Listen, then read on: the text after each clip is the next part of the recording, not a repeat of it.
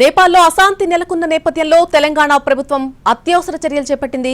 ఢిల్లీలోని తెలంగాణ భవన్లో ప్రత్యేక హెల్ప్ లైన్ ఏర్పాటు చేశారు అధికారులు. సీఎం రేవంత్ రెడ్డి ఆదేశాల మేరకు చర్యలు తీసుకుంటున్నారు. అయితే ఎవ్వరూ కూడా గాయపడలేదని, అదృశ్యమైన వారు కూడా ఎవరూ లేరని ప్రభుత్వం స్పష్టీకరించింది. కేంద్ర విదేశాంగ మంత్రిత్వ శాఖ భారత రాయబార కార్యాలయంతో సమన్వయం చేసుకుంటోంది. తెలంగాణ పౌరుల సురక్షిత రాక కోసం ముందస్తు జాగ్రత్త చర్యలు చేపట్టింది.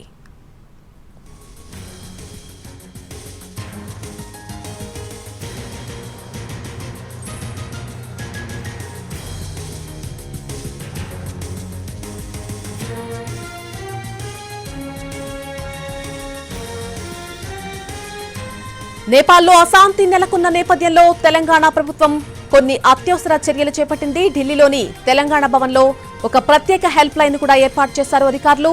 సీఎం రేవంత్ రెడ్డి ఆదేశాల మేరకు అన్ని చర్యలు తీసుకుంటున్నారు అధికారులు.